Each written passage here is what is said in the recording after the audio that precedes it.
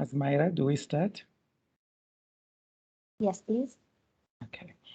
A very good morning, good afternoon, and good evening, depending on where you are joining from. A very warm welcome to you all to the United Nations Environment Programme Faith for Earth Initiative, UNEA 5.2, Faith for Earth Dialogue, which is on the role of accredited FBOs. FBOs accredited with Unep can effectively engage in the design and implementation of Unep global programs and initiatives. This means we are important and central to the Unep agenda. As civil society organizations, we play a central role in providing expertise and scientific knowledge, informing local needs and opinions, as well as identifying and assessing on-the-ground realities of policy decisions.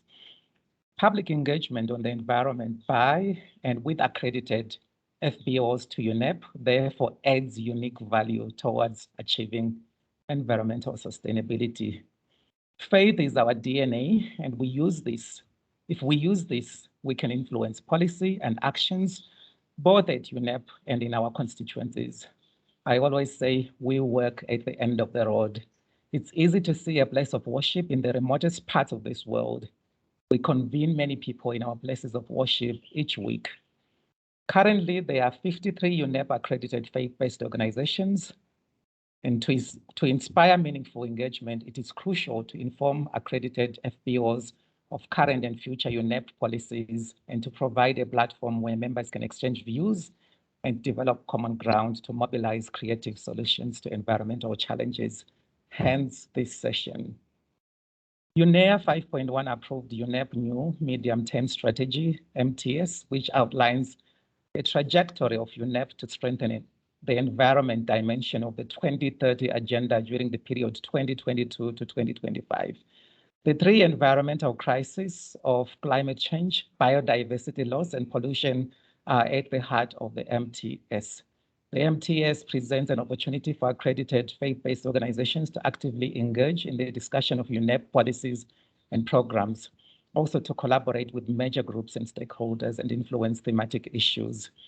Therefore, the purpose of this session is to provide accredited faith-based organizations with an opportunity to reflect on UNEP's activities and how to integrate UNEP priorities into our own programs. Equally important is for FBOs in turn to identify how UNEP can better incorporate the unique role of faith actors. This dialogue will also be a platform for accredited FBOs to share their perspectives and experiences on environment protection, specifically on how to promote civic engagement and inspire actions based on indigenous or religious knowledge. By presenting their projects and identifying best practices, accredited FBOs will learn from others, create more avenues for collaborations, and possibly widen their scope of work. Today we will have input, and then we will have a plenary session, and at the end we would have a meditation, and the whole session will take 1 hour, 30 minutes. We will just go straight into the program, and it's my pleasure today to introduce to you Aurora. Aurora joined the civil society unit of UNEP in 2019, mainly working on accreditation and youth engagement.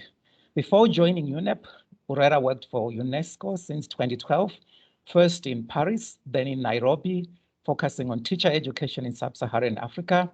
And prior to joining UN, she was a teacher and an examiner in Hong Kong. She received an MA from the United College London, and then a postgraduate diploma and a BA from the University of Hong Kong. She's a mother of 2 and believes nature and human are one. She enjoys reading and walking in the woods. And Aurora currently is the associate. She's currently associate program management person in the civil unit of the United Nations Environment Program. Aurora, the floor is yours, and you have 10 minutes. Thank you, Gordon. Can you hear me well? Yes, we can. Okay, thank you. Please accept my apologies of wearing the mask because I'm in the office, so I think it is good to protect my colleagues and myself. And I would need Asmaira's help in putting the PowerPoint up. Can you see the screen, please? I am sharing it, but Okay, so yes, I can see it. Yes, we can see it. Oh, okay, great. So I'll give a very brief introduction for organizations that are interested in becoming Unep accredited. So next page, please. Currently, there are over 700 organizations accredited to Unep, and we are receiving a large amount of applications each day, and we keep processing them each week. So each week we see there are increased number of accredited organizations. These organizations, Unep follow these 9 major groups: women, children and youth, indigenous peoples, NGOs, local authorities, workers and trade unions, business and industry, scientific and technological community, and farmers. Next page, please. For FBOs, it is actually a very large group, but it belongs to the NGO major group. Currently in Unep, there are 534 organizations under the NGO major groups. Among them, 55 are FBOs, so which is actually quite a sizable number. So very briefly, actually Gordon said it very well at the beginning, why being a Unep accredited organization. So briefly, is to bring your experiences, solutions, and important issues faced by the people to UNEP member states, of course, to influence policy-making process, and to work with the other major groups in bringing the voices of civil society to policymakers. Next page, please. The rights of Unep accredited organizations. You can, if you're accredited, you can receive and provide comments to documents of UNER and CPR. You can also join meetings of UNER and CPR as observers and make oral and written contributions. Next page, please. So how to become a Unep accredited organization? You can send your application to us. The criteria is your organization has to be registered with a member state of UNER for at least 2 years. Your organization has to be non-governmental. It has to be non-profit making. It needs to have a major focus on environment and or sustainable development. And you need to have an international or regional scope, which means working in more than one country, more than your host country. So very simply, to send an application, you can go to this link. We'll need the following documents: an application letter, a registration certificate, proof of non-profit making status. Next page, please. Proof of your activities in relation to environment, proof of international or regional scope, and if you are accredited with other UN bodies, for example, ECOSOC, UNCCC, etc., you can also attach the certificates. So if you need more information, you can visit this site and always contact us at this email address. So this is my very short presentation. Thank you.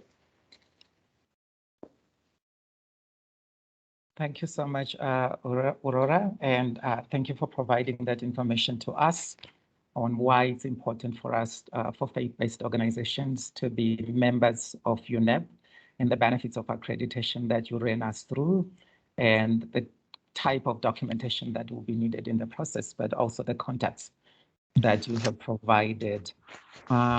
We would move on, and participants, if you have anything specific, we would have a plenary session somewhere down the line, but if you have anything that comes to mind that you want to share immediately, also kindly or be free to use the chat box too. Our next speaker is Reverend Henrik Graffey, and who is World Council of Churches Senior Advisor on Care for Creation, Sustainability and Climate Justice. Reverend Henrik is ordained in the Church of Sweden, Lutheran. He has worked at the National Office of Church of Sweden, since year 2000 as Officer in Sustainable Development. He's a member of ECEN, which is the European Christian Environmental Network Steering Committee since 2005, and World Council of Churches working on climate change since 2006. Today, he's seconded to WCC as Senior Advisor on Care for Creation, Sustainability and Climate Justice, and the coordinator of the Working Group on Climate Change. He has been in the planning group of the Uppsala Interfaith Climate Summit in 2008 and in the working group that drafted the Church of Sweden Bishops' Conference letter on climate change in 2014 and in 2019. He has been a delegate in the WCC delegation to the UNFCCC COP since 2006 and the head of delegation since 2016. Reverend Henrik Graffey, the floor is yours, and you have 5 minutes to make your input. Thank you so much, and thank you for having us. Faith or faith-based organization is not an unproblematic concept. It goes from different kinds of unorganized spirituality to hierarchical institutions. But faiths do share one thing, an understanding and a narrative of what it is to be human, and very often it involves moral and ethical obligations. Faith is very often the source from where we find out what is right and what is wrong. Even if many modern Western societies are denying or forgetting this link, it is obvious that faith is involved in the basic ethical roots of all our societies. Not to kill, not to harm, take care of the vulnerable, feed the hungry, bring justice, etc. It's a part of nearly every religion and every faith of this earth. In every political setting where decisions are taken, different interests want to be a part of the process. If the democratic values are upheld, advocacy and lobbying can be a way of enlightening the decision makers, but it also is a risk that stronger interest can have a great impact on the decisions taken. Interest that is more based on power and economic gain than to promote a better world for all. In UN settings, the different constituencies can serve as a way of making process more transparent and make the process more participatory. The 9 constituencies today of Unep and UNFCCC involves industry, environmental, NGOs, youth, indigenous people and others, and faith is among the NGOs, as we just heard. But since COP19 in 2013 in Warsaw, there is a network that is in good relation to the UNFCCC Secretariat called the Interfaith Liaison Committee.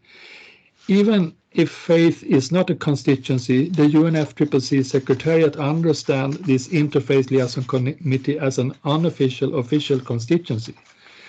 This example might be a good example on how interfaith work can be successful without having an official status, and maybe also a way of avoiding the threat of being trapped in different organizational discussions. Just an example, ILC is open to everyone at COP from FBOs to contribute. ILC serves as a hub to connect other FBOs at COPs. ILC managed to arrange webinars between COPs and dialogues during COPs. ILC have produced many interfaith statements on climate from a faith perspective, just to see that we can actually achieve very much without having this sort of legal constituency. The challenge humanity is confronting today is need of a swift change.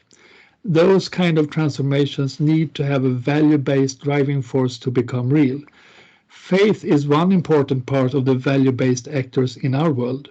Faith do have narratives for change and to take responsibility to act. We need science to know what to do. We need a political will and agreements to achieve the change.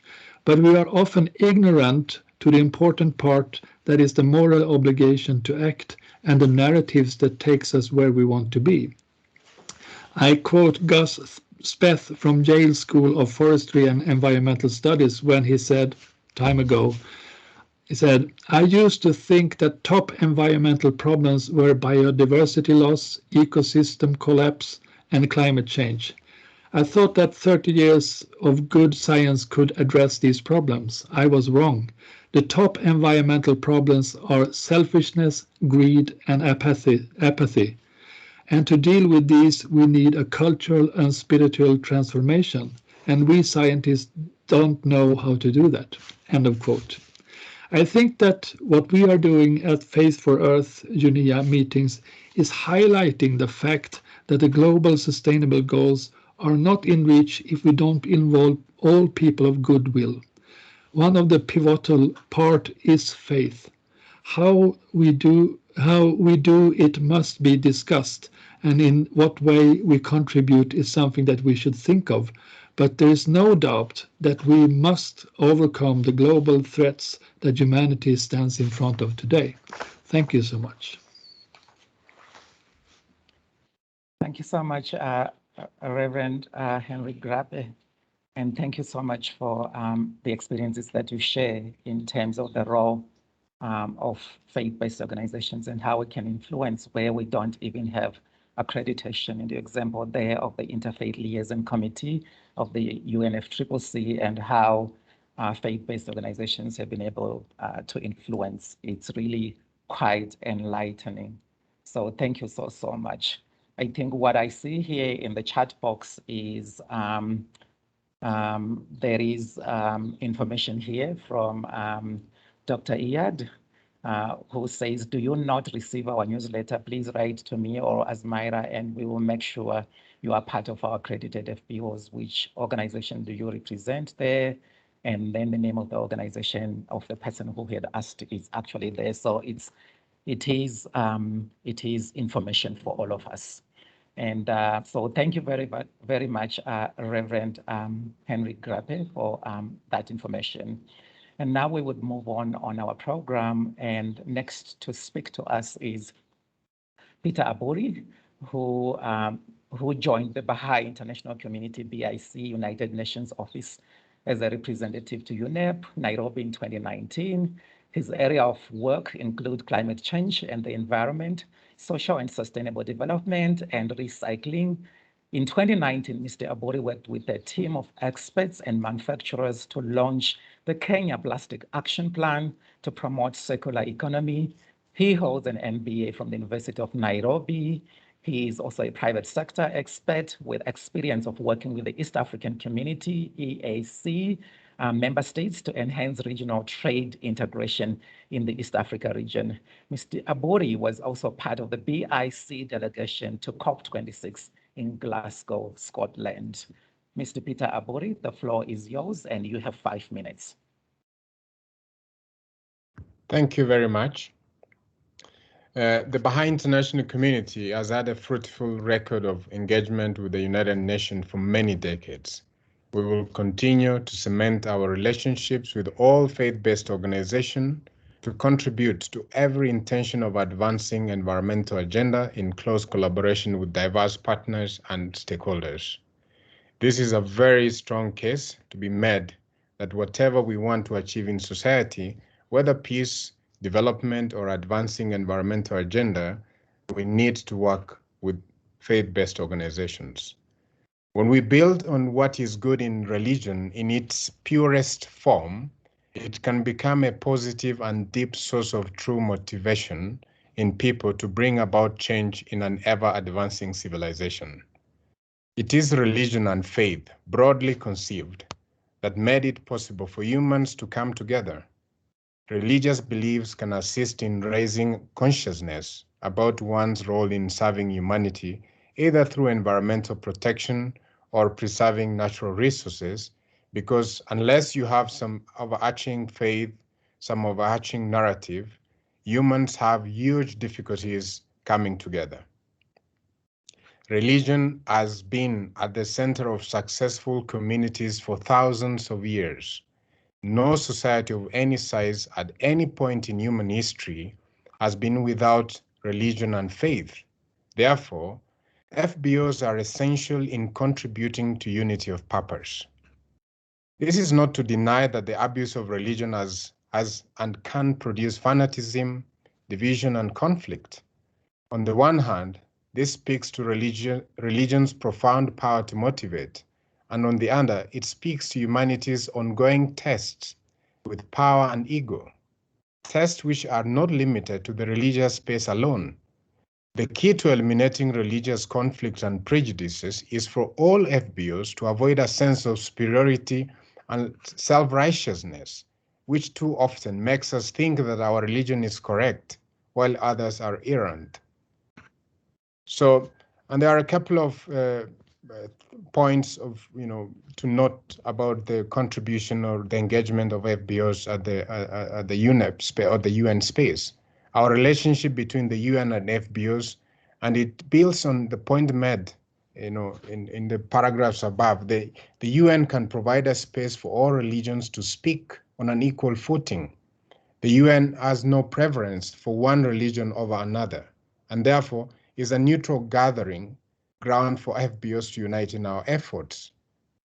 For their part, FBOs can provide, as we all are aware, an excellent tool for implementation considering the scope and depth of faith community, but also can provide a deep analysis of progress, one that, as the Secretary General has called for, goes beyond GDP as our standard measure. Finally, I wish to offer a test for our community.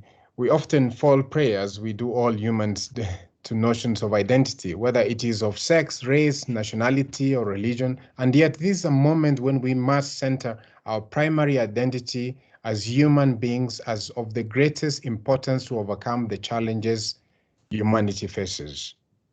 We must consider ourselves not just faith-based organizations, but also scientists, gender equality advocates, youth advocates, farmers, employers, employees, youth, members of faiths, are all these things and more.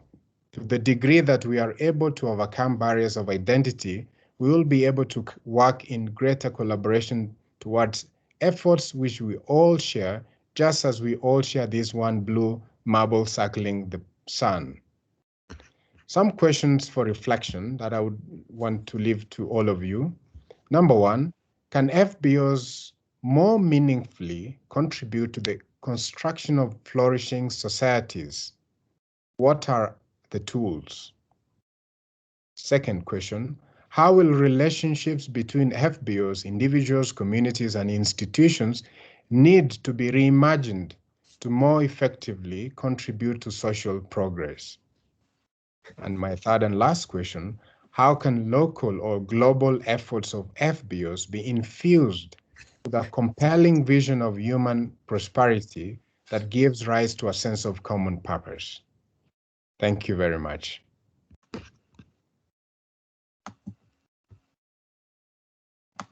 Thank you so much, Mr. Peter Abbouri, for the input. We deeply appreciate. And also, I mean, like for me, when we say that religion in its truest form can advance civilization, and it can also raise one's consciousness in the care for creation or care for environment.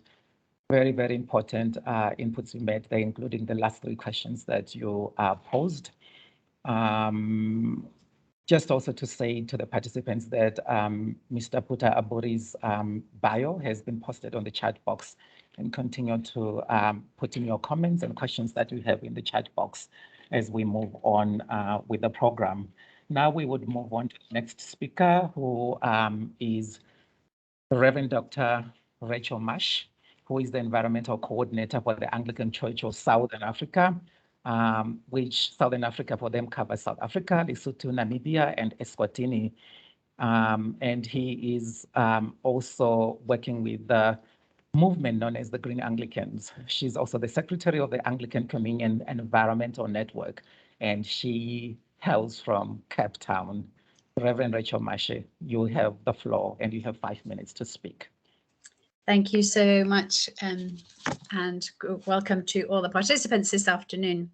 I want to share my experiences of being part of the UNEA process as an accredited organization, which is the Anglican Consultative Council. So this is now the second UNEA that I'm attending. So the first time we met at UNEA, you are very overwhelmed. It's very huge. It's a big campus, a lot of people. You never quite know where you're supposed to be at whatever time. And we got quite involved with the Faith for Earth initiative. And there was a tent there and the faith leaders gathered together. And we had wonderful, very stimulating, very challenging talks. But I think the most important thing was the networking, that we were able to meet other faith leaders from different parts of the globe. We were also able to attend some of the side events. I went to a marine plastic side event. But I must say that in terms of the actual UNEA process, it felt like we were outside of the room looking in. We went and we did have some interaction in the major groups and stakeholders. We attended some of those meetings. We listened to what was going on. We had some interactions with Joyce Mbuya, who was at that point the acting head of Unep. And I remember she talked about, we raised the issue of faith communities and the environment and the role of faith communities, which in Africa could be similar to the role of faith communities in education. And she said, oh, yes, I went to a Catholic school. I get what you mean. Yes, the faith communities do have an impact on education. They can also have a big impact on the environment. And then I saw that not only are the faith communities part of the NGO major group, but some of them, like for instance, SINISA, the Catholic Youth Network, have actually joined the youth major group. And there was a proud moment there when David Munene from SINISA got to read the section of the statement. And I realized, okay, maybe we're limiting ourselves a little if we just attend the NGO meetings. So then I started to attend some of the women meetings, which were a smaller group. And it felt like you were not such a small fish in such a huge ocean of the NGOs. But I think what I realized by being at UNEA is by the time you get to UNEA, it is too late. You actually can't have much of an impact on those negotiations. The negotiations have already taken place. If there's an issue you're passionate about, you have to be involved starting before, the year before or 2 years before. And so I went back from UNEA, and I think it's important for us as faith communities to identify our personal heartbreak. What is God calling us to do? There are so many issues at UNEA. And for me personally, it's the plastic pollution thing. And so we were involved in our province with various plastic issues. We had a Bring Your Own Bag campaign. We had a plastic-free Lent, where for 40 days during Lent, people must reduce their plastic. And I got involved with the South African Plastics Colloquium, which up to then was very dominated by the industry. So we as civil society were protesting, saying, where is the voices of civil society in this space? And then it was leaked to the press that the South African government did not want to sign on the global treaty.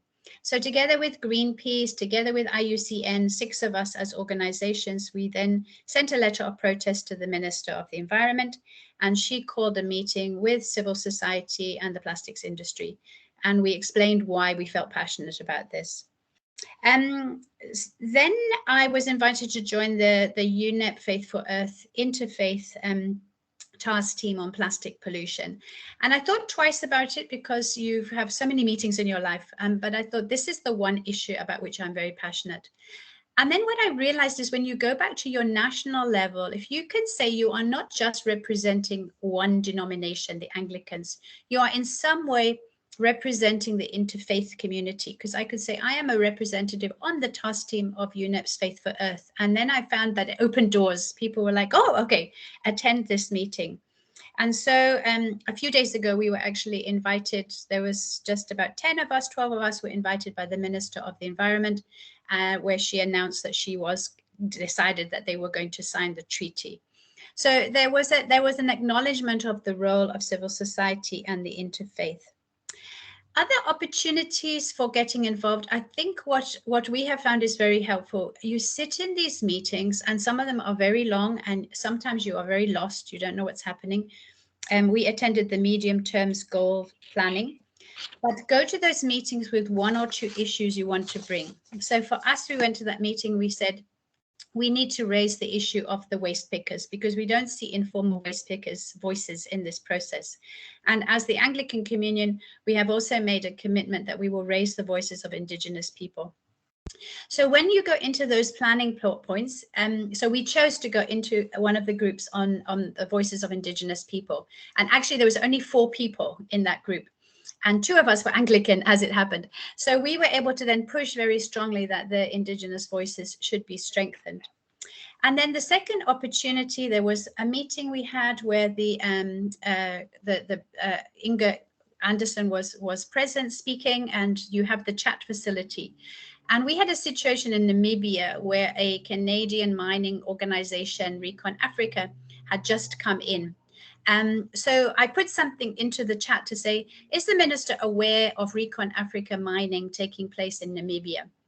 And the very next day, I had a phone call from the Unep office in Pretoria saying, the minister said to me, what's going on in Namibia? And I was able to give her a little briefing. So you have those opportunities where you can maybe mention something into the chat room. And then I think it is important that we attend the major stakeholders meetings. The Faith for Earth things are wonderful, but let us also make sure that we don't put all our energy into Faith for Earth. We have to attend the multi-stakeholder meetings. We had, when we were discussing the statement now from the major groups, we could see there was a pushback on faith. There was a group, we kept trying to include the faith community's voice, and the people who were writing the statement, they kept taking it out and we kept putting it back in again. And what was helpful there is we set up a WhatsApp group for those of us who were actively involved, and we were able to encourage and support. And I think it's important we understand there is pushback on the faith communities. Some of the things that were said was that proselytize Indigenous people.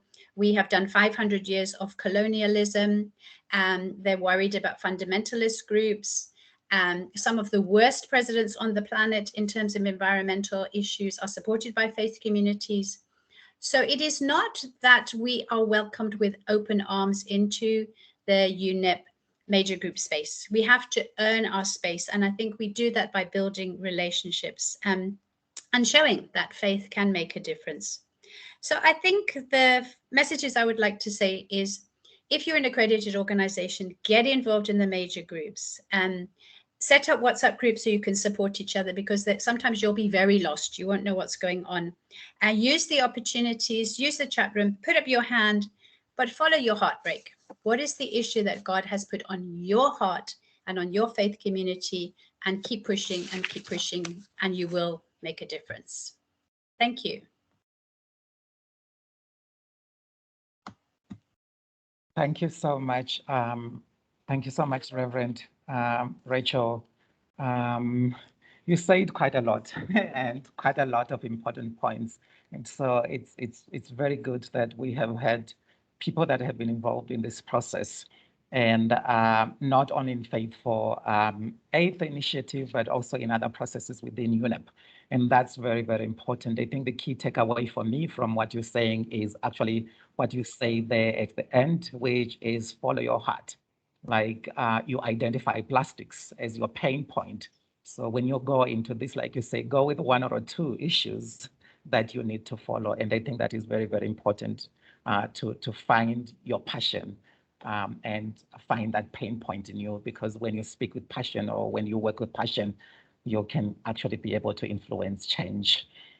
We would move on now to our next presenter, who is Dr. Hasna Ahmad, OBE, who is the CEO of Global One 2015 and also a board member of the Faith for the Climate, Faith in Water, and Palmer's Green Mosque, the MCEC. She's also a member of the Women's Faith Forum in the United Kingdom and an executive committee member of the Barnet Faith Forum and of the Multi-Faith Advisory Council to the UN Interagency Task Force on Religion and Development. Dr. Hasna, the floor is yours, and you have 5 minutes to make your input. Many thanks, Gordon. Bismillahirrahmanirrahim. Assalamu alaikum. Lovely to see some friends here, David and Henrik. Lovely to see you both again. Ladies and gentlemen, Excellencies, brothers and sisters, I'd like to speak today about the importance of accredited FBOs engaging with Unep and provide 2 examples of my organisation, Global One's involvement in environmental advocacy and policy. I begin with a hadith, a saying of the Blessed Prophet Muhammad, peace be upon him. If the hour, the day of resurrection, is about to be established, and one of you was holding a palm shoot, let him take advantage of even 1 second before the hour is established to plant it. Al-Albani. It is our religious duty to preserve, protect, and nurture our beautiful planet. We only have one Earth, one home. As faith-based organisations, we have to increase our engagement with UNEP on the policy and advocacy front. In a UNEP document which measured progress towards achieving the environmental dimensions of the SDGs, it was found that 77% of the indicators could not be assessed. So it's obvious that we have a long way to go, but time is against us. In 2021, research by Winchester University and my organisation Global One, called Scope of Religious Communities and Multi-Religious Cooperation for Influencing and Implementing Policy on Climate Change, found a few key points. One was the importance of faith-sensitive and pluriversal approaches. Why is this important? Because environmentalism doesn't exist in a historical or apolitical vacuum. Historically, development policy has sidelined ecological worldviews from outside Western and secular cultural standpoint. And mainstream environmentalist discourse can have a negative effect on racialized and marginalized groups. So Western perspectives of nature and humanity in developmental discourses have been, prolific. So faith-based and faith-sensitive or universal and pluriversal approaches need to be adopted. So in the simplest terms, secular and sacred strategies of environmental management and conservation might not agree on what is natural or good. However, religious practice itself is found to have potential advantages from an environmental perspective, as has been mentioned by people before me. Prayer, in the context of environmental disasters, has been shown to play 3 important psychological roles. Number 1, helping people persevere and survive distress. Number 2, providing a sense of protection from future negative events. And number 3, believing that it can prevent future disasters. Within religious traditions, relations between humans and other elements of the natural world are not compartmentalized, but instead conceived of as being tied into a series of continuous spiritual interactions. This implies a need to conserve and enrich rather than exploit nature. While spirituality is not a panacea to climate change, it is nevertheless an interconnected element, and I commend the efforts to combat it at the UN level with the promotion of faith-sensitive initiatives and approaches. There is no blanket faith-based approach, rather we should opt for faith-sensitive approaches. Religious communities have historically been significant innovators in supporting social justice, challenging inequity, and bringing about social change. I definitely think the relationship between UNEP and the accredited faith-based organisation is both mutually beneficial and vital. As a British Muslim woman working for the past couple of decades in the faith space, it's more and more evident to me that merely having a place at the table is not good enough. I agree with a recent meme. I have seen that that we have to become the table. Why is that? Because unless we can navigate the civic spaces properly and turn challenges into opportunities, we'll always be pushing against the tide. I believe that institutions and networks have an enormous part to play in shaping both internal and external norms and cultures. There are many diverse faith communities who are not engaged and are regarded as the other. Unless institutional changes are made, nothing will change. Therefore, UNEP's strategy of connectivity between FBOs and other international institutions is an excellent way to build consensus and promote environmental action through faith actors. Muslim institutions have the power to influence climate change perceptions and mitigation activities amongst Muslims. For example, the Islamic Declaration on Global Climate Change, the International Islamic Climate Change Symposium 2015, emphasizes Islamic principles and combines them with scientific reasoning to pressure policymakers to act. If we look at the role of UNEP and particularly the Faith to Earth initiative, we can see that advocacy and policy are the key strands of work. Engaging faith-based organizations in this area is no easy task, but it is it's critical to achieving the 2030 SDGs. Now, Global One, my organization's approach to influencing or advocating on the environment has been about finding significant moments which enable Muslims to change their habits and to build movements where people unite for environmental action. In 2010, Global One developed a green guide for Hajj with the aim of introducing Muslim pilgrims undergoing the obligatory Hajj pilgrimage to the environmental tenets of Islam and arguing for their reintegration into Muslim everyday spiritual and lifestyle practices. This includes injunctions from the Quran and Sunnah of the Prophet Muhammad ﷺ, which urge Muslims to consume in moderation and to contemplate and respect ecology.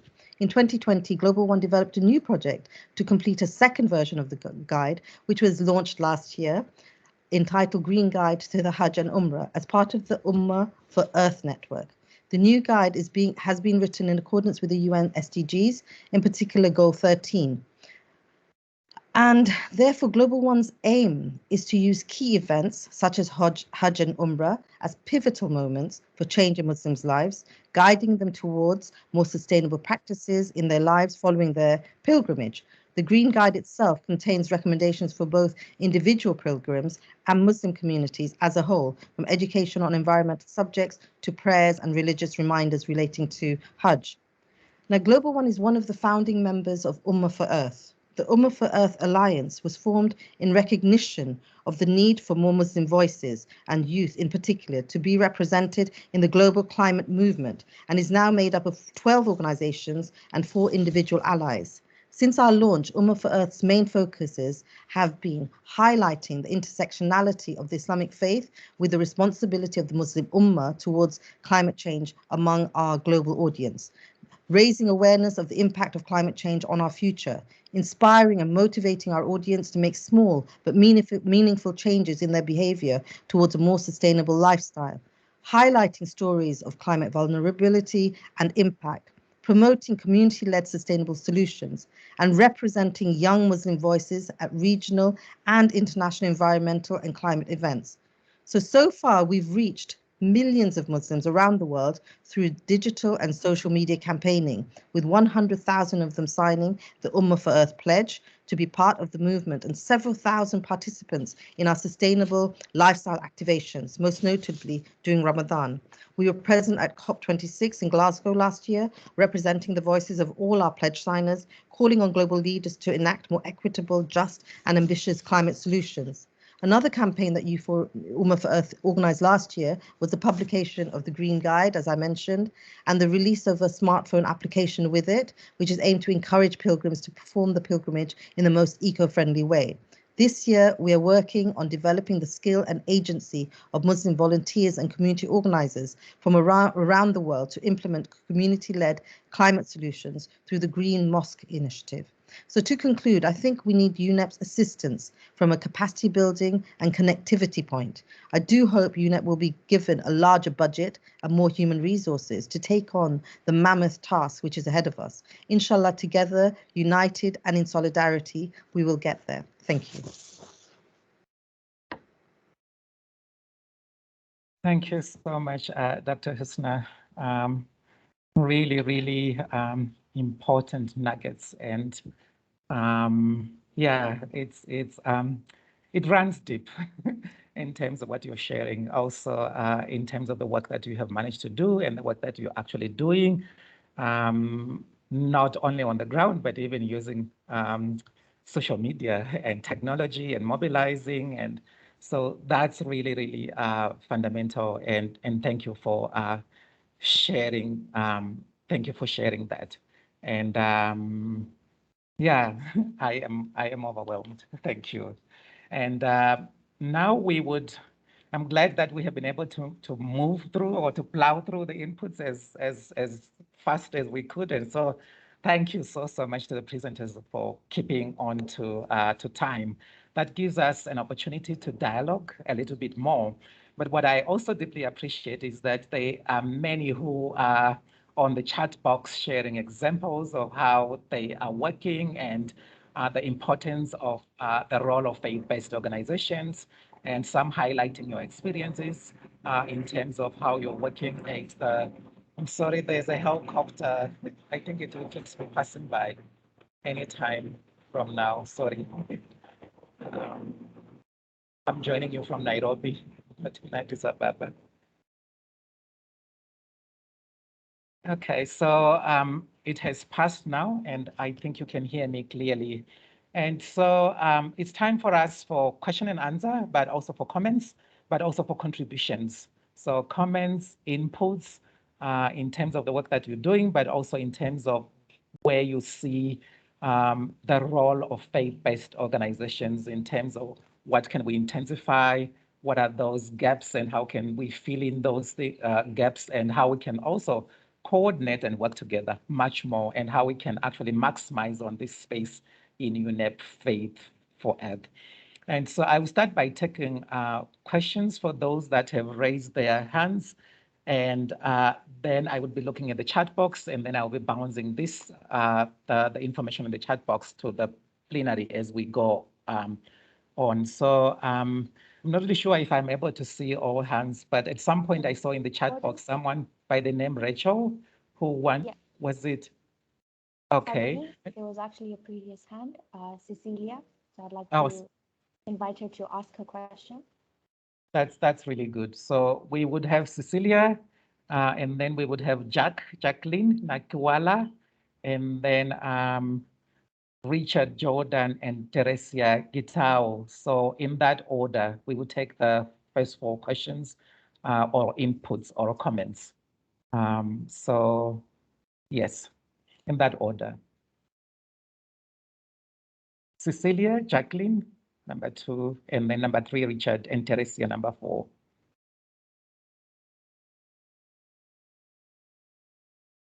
It seems Cecilia is not, maybe, maybe she's not here. If you're not here, Jacqueline, go ahead. Jacqueline Nakiwala.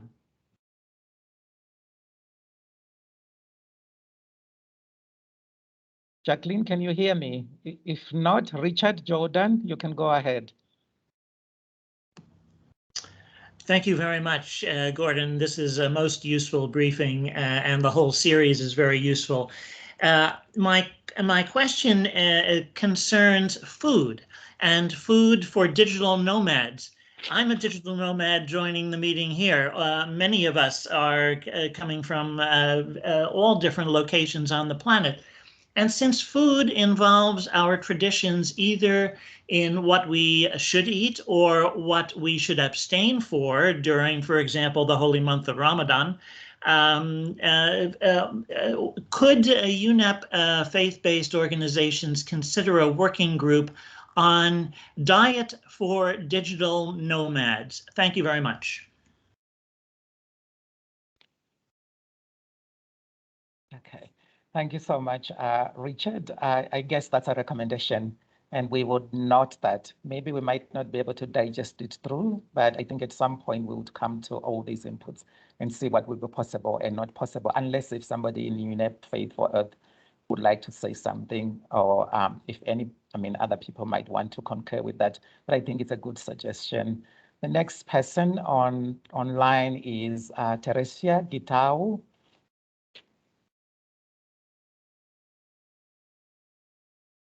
Hi, mine is a comment, and I am a member of Sinesa and also a radio presenter at Radio Maria Kenya Nairobi. That is a faith-based station. And I host a youth show where twice a month we get to sit down and discuss about matters environment just to create awareness. And so what I wanted to encourage us, just looking at the role of faith-based organizations, is to encourage us, if in our own way, shape, or form, in the countries that you're in, if we can go to the stations and try to reach out more to the people. Because what I've realized as a youth is all religious leaders are heard more. So as we try to go to these stations and try to give our inputs there, you will be heard. And together we are going to be able to move this narrative forward and bring people together. Thank you. Thank you so much, Teresia. It's actually get that information out. Use whatever means. And like you're saying, some of the stations, possibly radio stations, as you're saying. So as faith leaders, faith-based organizations, we can do more by getting this information out and working with media people like Teresia. Asmael, can you help me? I can see some hands up, but I cannot see whose hand is up on the chat box. Yeah, Jacqueline, if you've been able to unmute yourself.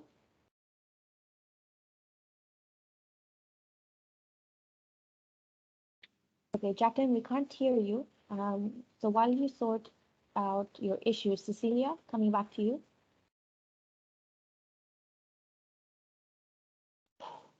No. But however, I would like to, Gordon, with your permission, open the floor to Henrik and Michael because they seem to have an interesting conversation in the chat. So Michael initially asked, do you see a good response from political leaders and UN bodies or inputs from the faith communities? And he asked him for some examples. So Henrik, if you would like to maybe expand on your answer. Yes, thank you. It looks like two Swedes are talking to each other in the chat. That is not a good sign. But anyway, yeah, I think over the years we have seen. To me, this is not that you see a improvement that everybody will listen to the people from the faith communities. I see David Shreve here in the call as well, and he has been a long time partner in this work, and Kusumita as well. So many of us have done this work over the years. But what has happened during the last, I would say, 10 years, that is a greater interest from the political leadership also to involve faith communities in these discussions. Because in the beginning, it was very much between sort of the politicians and the experts to solve these problems.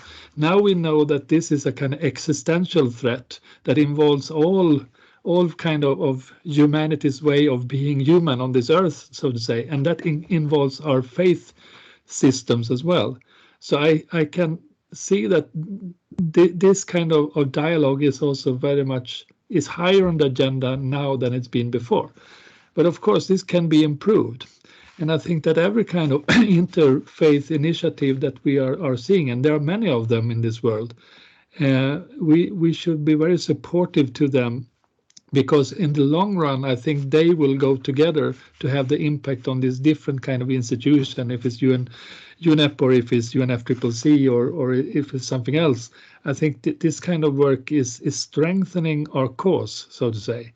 But also to mention what Rachel said, there is also, we should also be aware of we have a history from our different religions that is not always nice. And we have to come to terms with them as well, to have the discussion among us to find these ways forward. But yeah, I think we are on a good path from many of people that I see in these discussions that are really wanted to solve these threats that we see from a devastated earth, and how do we make it in a just transformation to a more sustainable future for people to come. So that was not a good answer, but it was at least a way of discussing what we tried to discuss earlier. Thank you.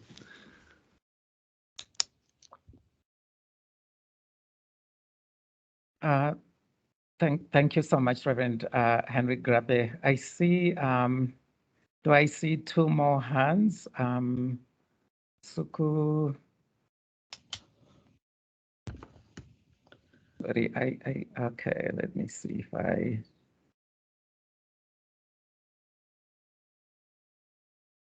Okay, I see two more hands. I will just give you space. If you have your hand up, just give it a go. But I cannot see the names. I can see you on the screen. It says Kusumita. Kusumita. Yes. Thank you so much. Well, greetings to everyone from New York City and the ancestral lands of the Lenape people. I am concerned about questions of inclusion and exclusion. And I want to thank Henrik very deeply for pointing out that at the UNFCCC, the Interfaith Liaison Committee is open to all. And that is a terribly important thing, because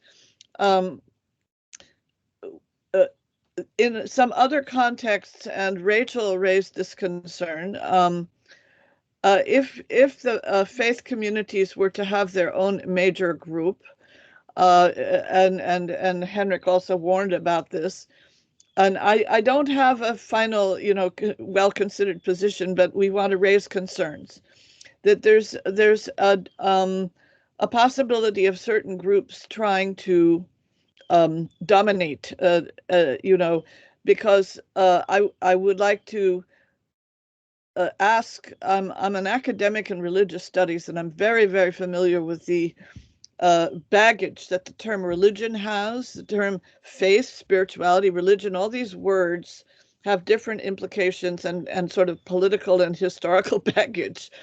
But I'm old enough. What counts as a religion? What counts as a faith? And then the question is, who will decide what counts? Who counts? And I'm old enough to remember that it was openly said by an interfaith leader I won't name, indigenous peoples don't really have a religion. But you will hear from indigenous leaders if they are excluded from the interfaith process. So we need to be, we don't consider that, if you're in the youth major group, that you don't have a religion.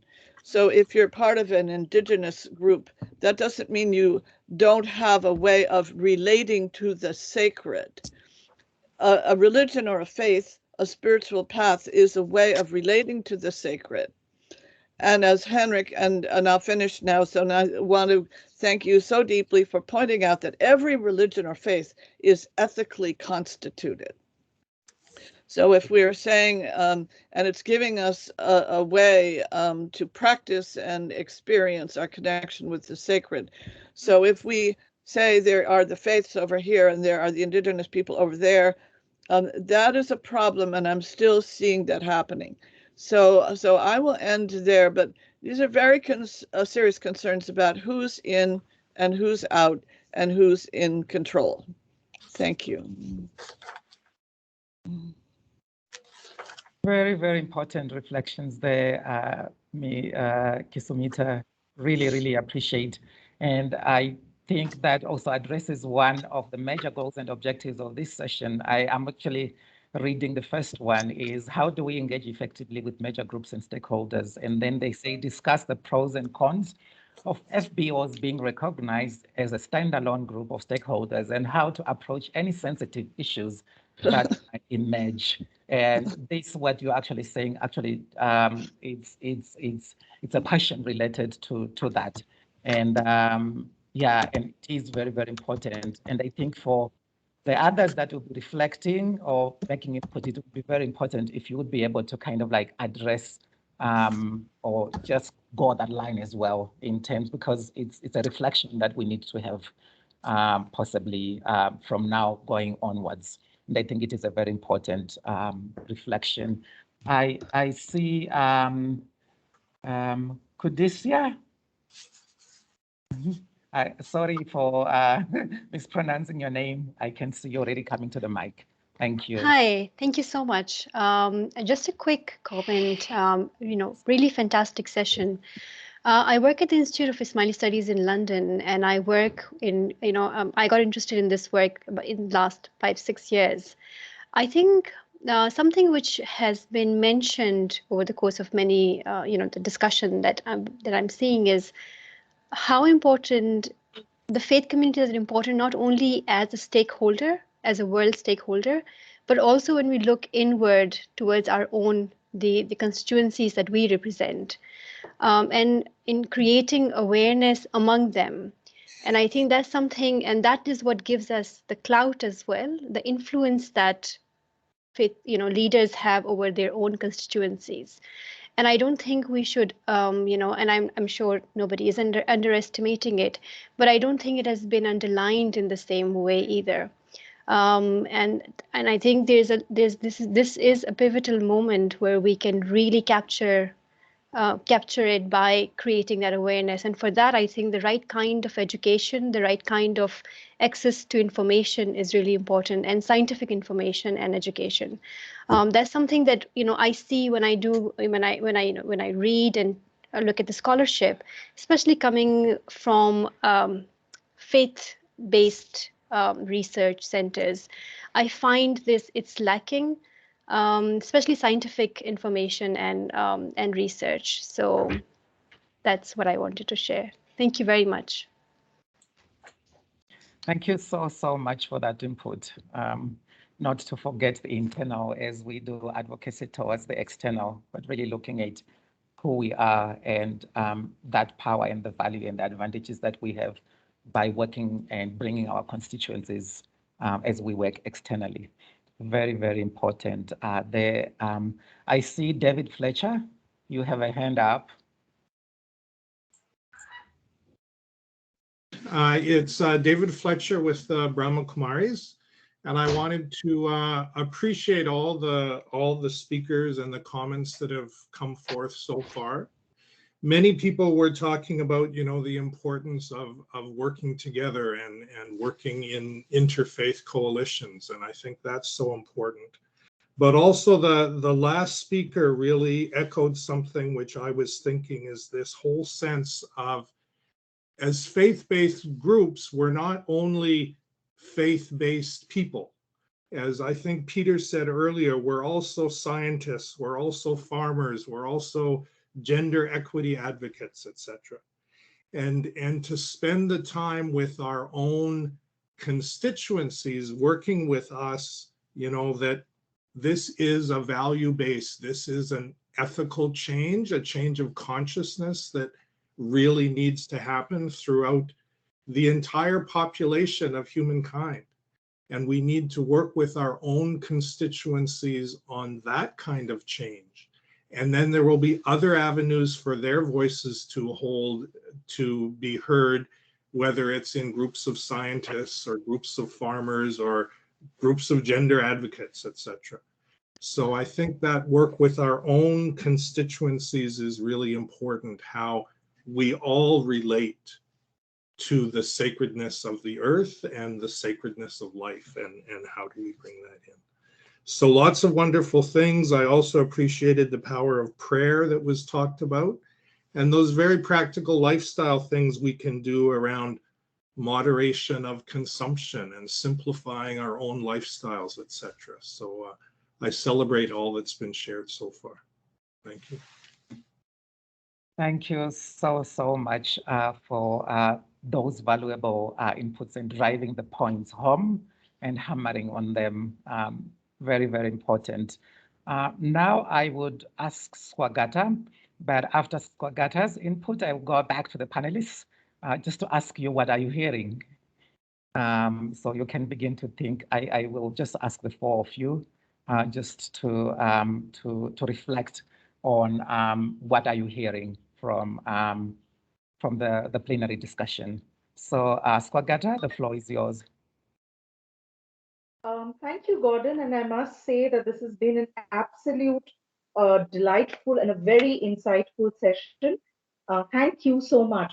I work for Environmental Defense Fund, and we look at environmentalism and air pollution and climate change. And my question to all you respected faith leaders is, if you were given an opportunity to ask for capacity from the scientific community to bring faith and environmentalism closer, what would you ask for? And how could we help and work together? Because as some of you rightly said, that traditionally faith-based organization and faith alone does not compartmentalize humanity and the environment separately. And that is a beautiful essence that we would like to take in our work. Thank you.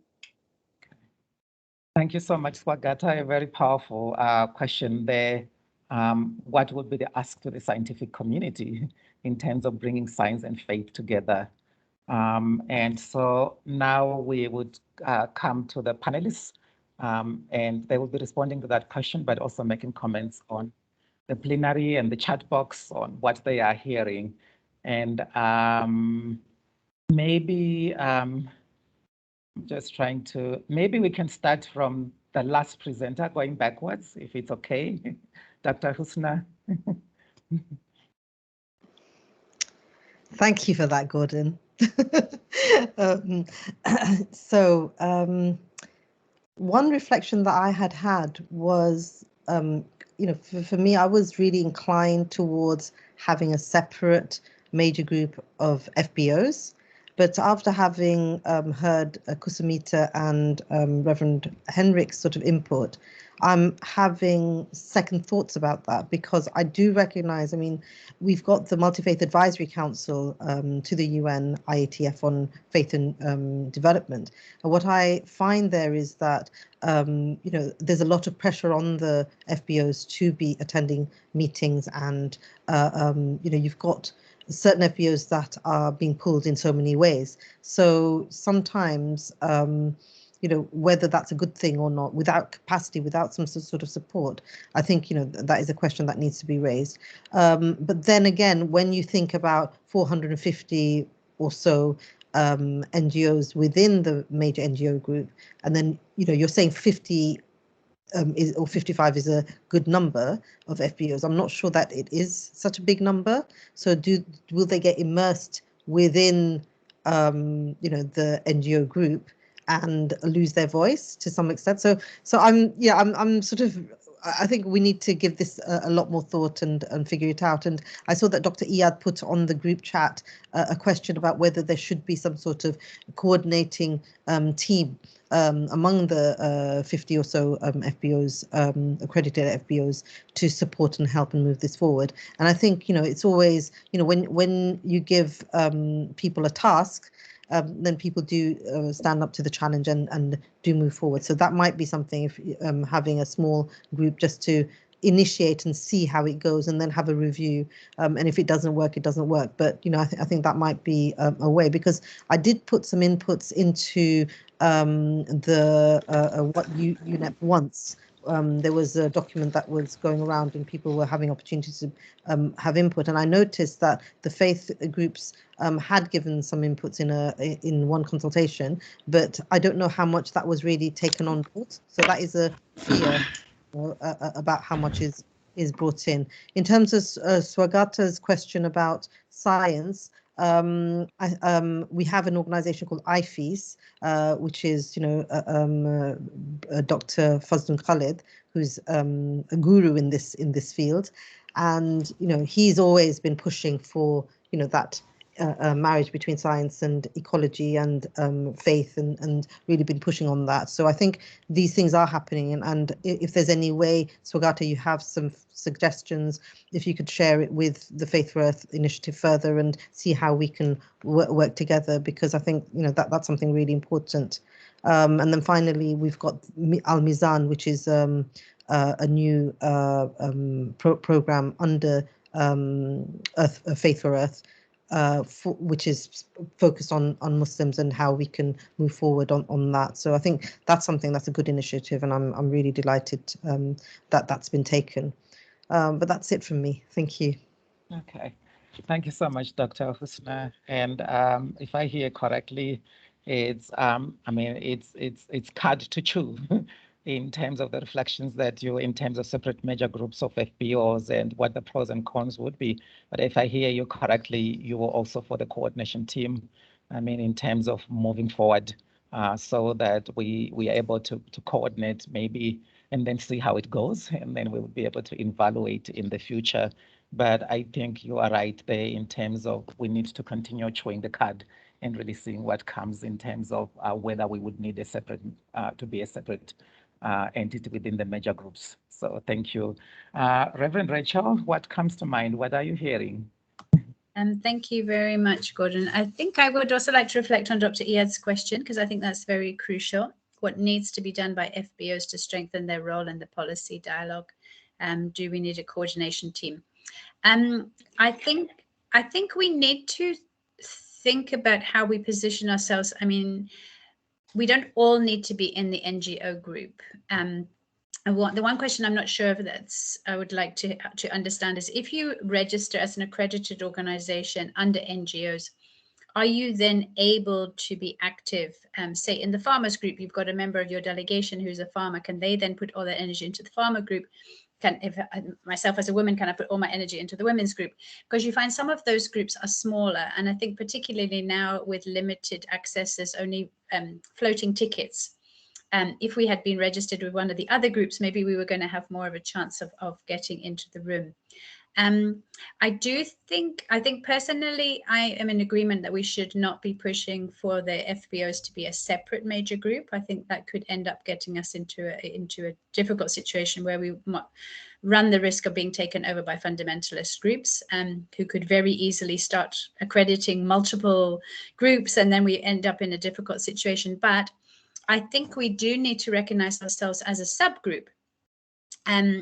And that subgroup may not just be under NGOs, it might be a subgroup, whereas I gave the example of SINISA, the Catholic Youth Network, which is under the Youth Network. And I'm sure there are many faith organizations that could register under the Youth Network or under the Women's Network. So to have a self-organizing subgroup of the FBOs, which Faith for Earth is doing so brilliantly. So just as every day there is a briefing session for the major groups, that there could be a briefing session. I think my concern, wonderful as these seminars are, they are taking the energy and the attention away from the major groups. And somehow we need to bring the faith voice into the major groups.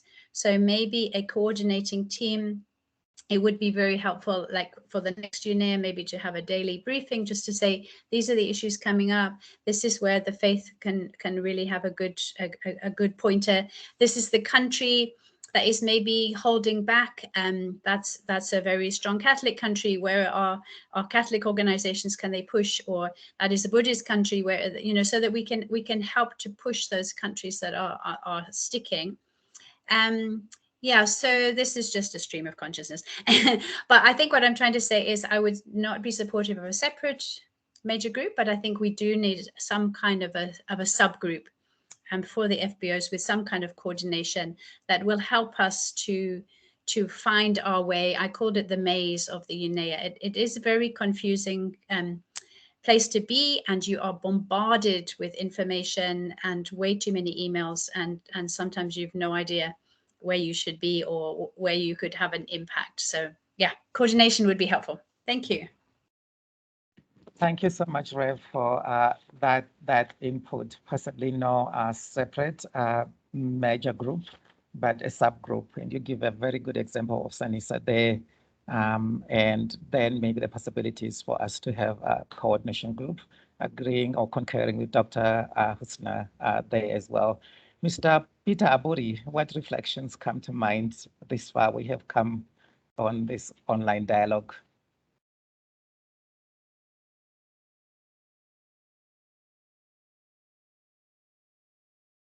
I hope you are here. If not, we can go to Reverend Henry Graffey and then come back to you.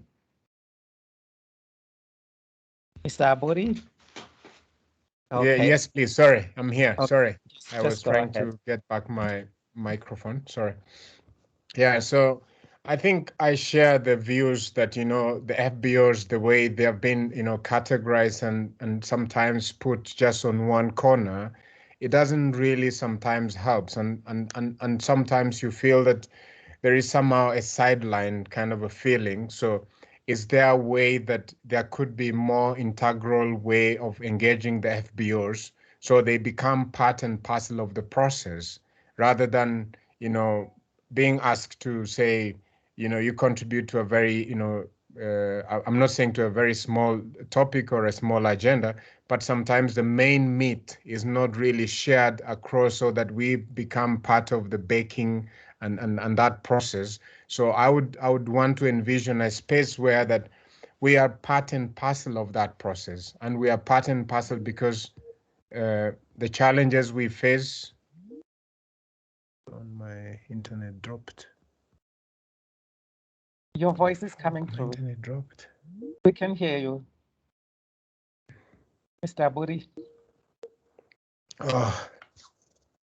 Okay, that's fine. You can mute now as you're trying to connect back. Let's see if we'll come back to you later. But thank you for that input in terms of FBOs being part of a more integrated process. And you were actually saying that we need to be part of the packing, not the eating, maybe.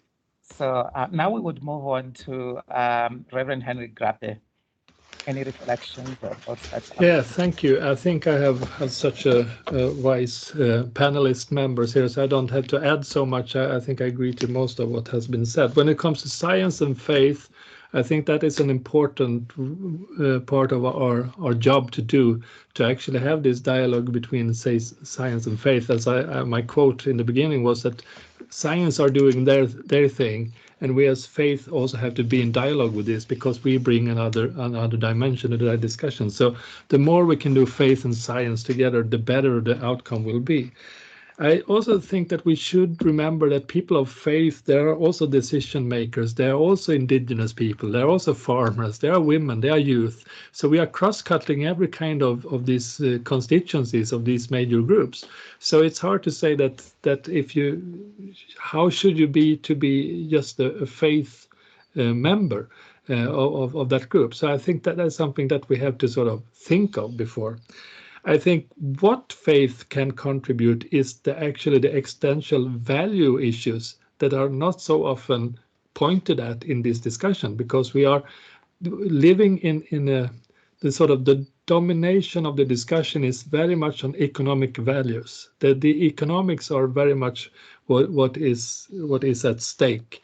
But when we must also get this to the other sort of the human values on how we treat each other on this earth. And that is a part that I think that we as faith communities should also be a part of, to have this kind of ground values for where we want to go, and the narratives that we bring from our different faith communities. If that should be a special group, I'm not sure, but at least we need to have this dialogue in UN settings, and it should be a sort of, it should be recognized by the UN that this is also an important part of this discussion that contributes to where we want to go. And I think it's too often dominated by the kind of secularized Western imagination of what negotiations is. And I think that is something that we have to sort of challenge, to say, no, it's more than this. So that's my take on this. Thank you so much for all the good questions and good reactions. Thank you. Thank you so much, Reverend Graffey, for the reflections and concurring with the other panelists, but also that science and faith need to come closer much more, because we have benefits on both sides, but also on the value of faith-based organizations in terms of infusing the value aspect of faith in all these discussions. And you really like looking at the final end is what is very important. Maybe for us, if we're able to occupy these spaces and be able to influence. And like you say, that whether we should be part of a major group or not, but we need to think about what influence that we can have. And you give an example there of all these groups, whether it's the farmers or whatever, but our role there being really to say what is the existential value that, raising the existential value issues in these discussions and these dialogues in these different groups would be very, very important. I'm looking at our time here. We are kind of like 10 minutes before coming to an end. And I wanted to give this opportunity to the Secretariat people who are here. There were some questions related to being a member and whether this means that. I know that you have been following some of these questions in the discussion or in the chat box. But it might be worth for those that have not been able to, because now there are many inputs there. Maybe you can have maybe 2 minutes speaking to some of those questions, comments, and reflections related to membership.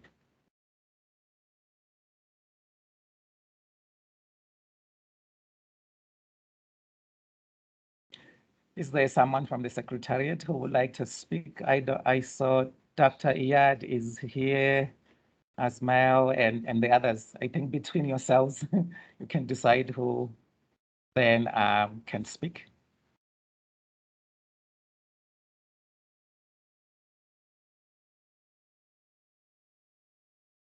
Hello, everybody. I'm sorry I have been hiding behind the scenes. I didn't want to interfere in this important discussion.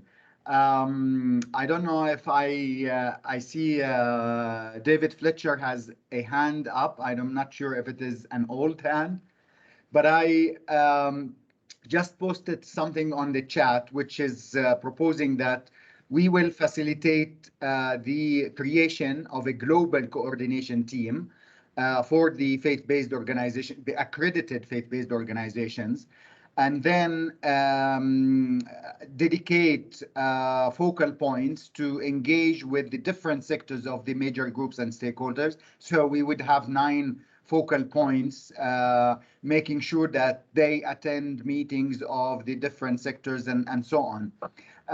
So to start with, usually you don't start with elections and the democratic thing. So we will send a request to volunteer to be part of this coordination team. And then when we see the dynamics and how it is going, then probably we will adopt an election or democratic system in having people members of such coordination teams. So if this is something that you support, then we will take it on and we will work on it immediately after we finish with this UNIA. So this is from my part. I don't see other hands other than David's hand. So if you're not speaking, David, I will lower your hand to see if others are speaking. Yes, I had a chance to speak earlier, but fully support this idea of focal points to link our faith-based groups to the individual major groups. Yeah, excellent way to start. Thank you very much. Thank you. Thank you so much, David, for concurring there with Dr. Iyad. And that sounds like a very noble process to follow. Now we have a few minutes to go, and we have an item on the agenda, which is our last item. And maybe before we get to that, just for me, on behalf of the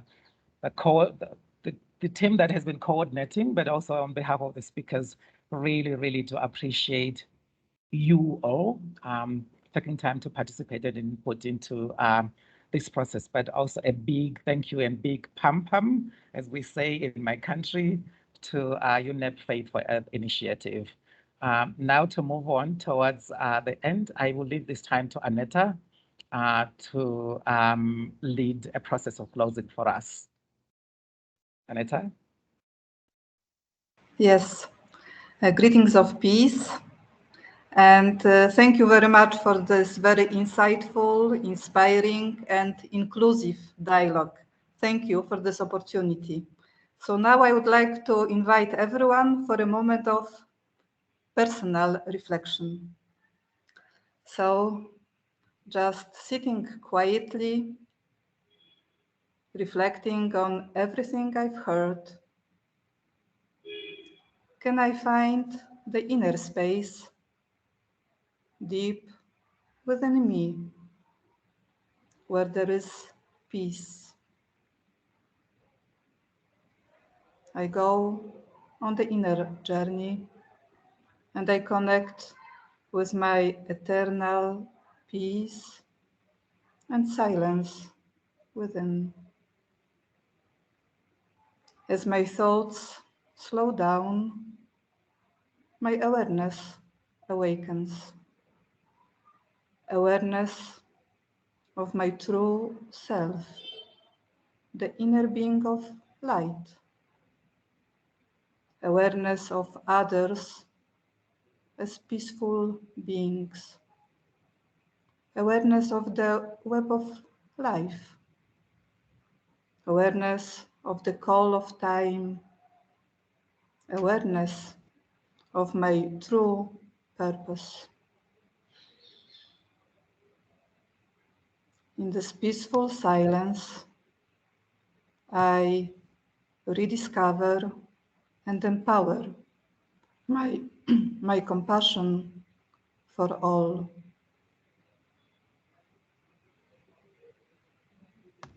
With this awareness, with feelings of peace and compassion, I go up and I touch. I connect with the divine source of universal love. This pure love makes my peace and compassion into power, power to cooperate. I see goodness in myself, and I see goodness in everyone else. My mind is open, my heart is generous. Now I trust that our good wishes, our transformation, our being together will change the world. Power of cooperation unites us, and our collective compassion flows through our hearts, so the right decisions are made and the benevolent actions are performed. The world is healed. Justice and harmony are restored on the planet, in the human family, all creation, in nature itself. Now we are able to move forward together. Om Shanti. I am peace. You are peace.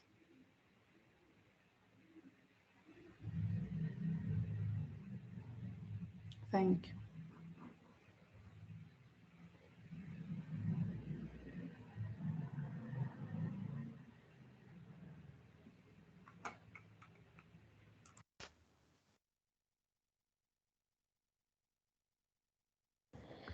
Sorry, Gordon, you are muted. Gordon, you're muted. Sorry. So I was just saying thank you very much, Aneta, and thank you again to the panelists, and thank you to Unep Faith for Earth. Thank you. It has been a very good session, and thank you for all your inputs and your brains. Follow-up communication would come from Unep Faith for Earth, and we would take it up from there. Thank you. Good morning, good afternoon, and good evening. Bye-bye. Thank you so much, everyone. Bye-bye. Join us in 30 minutes for the climate justice session. See you again. Thank you. See you again. Thank you.